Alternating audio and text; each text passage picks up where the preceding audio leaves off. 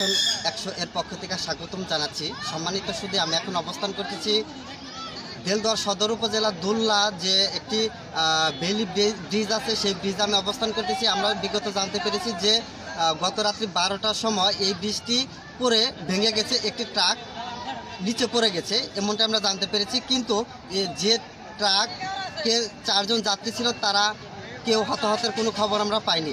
সম্মানিত সুধী, আপনারা জানেন এই রাস্তাটা টাঙ্গাইল হতে যে দেলদুয়ারের যে একমাত্র রাস্তা, সেই রাস্তা বেইলি ব্রিজ ছিল। এখানে কিন্তু প্রতিদিন হাজার হাজার যানবাহন প্রতিনিয়ত চলাচল করে এমনটা আমরা জানি।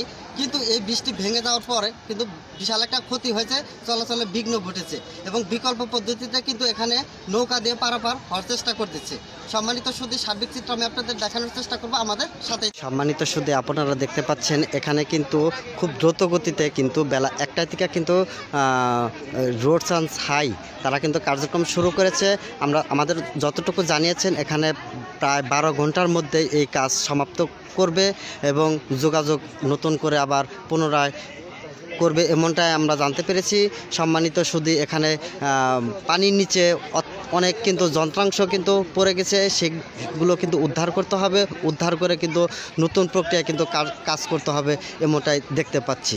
সম্মানিত সুধী, যে ট্রাকটি এখানে পড়ে গেছে, এই ট্রাক ওভারলোড হওয়ার কারণেই কিন্তু এই ট্রাকটি পড়ে গেছে, পড়ে যেয়ে কিন্তু এই ব্রিজের কিন্তু এমন ক্ষয়ক্ষতি হচ্ছে এমনটাই আমরা দেখতে পাচ্ছি। সম্মানিত সুধী, এখানে প্রাথমিকভাবে যে পারাপার হচ্ছে বিভিন্ন ছোট ছোট নৌকা যোগে কিন্তু পারাপার হওয়ার চেষ্টা করতেছে, কিন্তু কোনো রকমের যানবাহন কিন্তু এই রাস্তা দিয়ে চলাচল করা যাচ্ছে না এমনটাই আমরা দেখতে পাচ্ছি।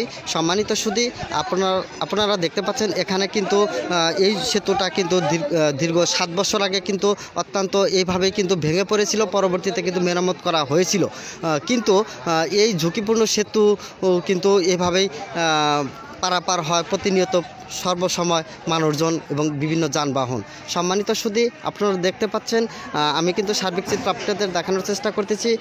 এখানে কিন্তু এই মহাসড়ক, আঞ্চলিক মহাসড়ক, এটা কিন্তু এখন শুধু অনুমোদনের অপেক্ষায় আছে।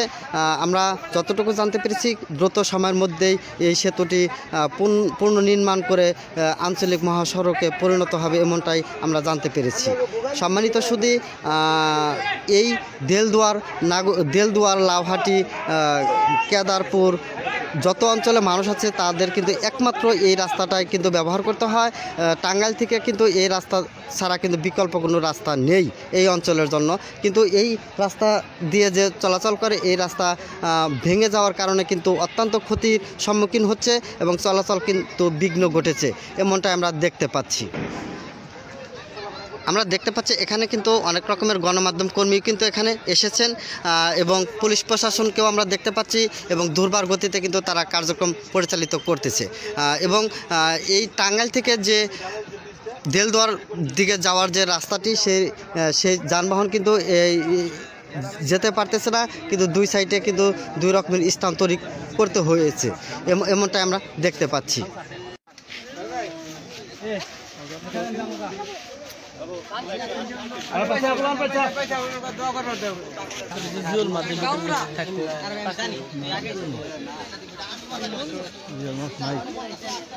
ছিল 3.5 ট্রাক সহ, তখন অনেক মানুষের কষ্ট হচ্ছে যাতায়াত করতে, এখনো প্রচুর কষ্ট হচ্ছে। ভেঙে পড়ছে আজকে রাত 12টার সময়, মানুষ যাতায়াত করতে অনেক কষ্ট হচ্ছে। নৌকাতে পারাপার হচ্ছে, এপারের মানুষ ওপার যেতে পারছে না, বা এপারের মানুষ ওপারে যেতে পারছে না। আমরা চাই যত দ্রুত সম্ভব এটা আমাদের নির্মূল করে দিক, আমরা এইভাবে কষ্ট করতে পারতেছি। প্রতিদিন হাজার হাজার মানুষ চলাফেরা করে, যেমন মানিকগঞ্জ, সাটুরা, পাকুটিয়া, লাউহাটি মানুষ চলাচল করে। এখন বর্তমানে রাস্তাটা ভেঙে যাওয়ার কারণে মানুষের চলাচলে বিঘ্ন ঘটেছে এবং কি অনেক ভোগান্তি পড়ছে মানুষ। হ্যাঁ, সকালবেলা জানতে পারলাম যে দিকে যাওয়ার সময় একটা নৌকাও ডুবছিল, পোলাপান নিয়ে, বাচ্চা নিয়ে অনেক সমস্যা হয়েছিল। তো যাই হোক, কর্তৃপক্ষের কাছে আবেদন এটা ব্রিজটা যেন অতি দ্রুতই মেরামত করে দেয় হয়ে যায়, আমরা যেন সুষ্ঠুভাবে চলাচল করতে পারি, এটাই হলো আমাদের কামনা। আর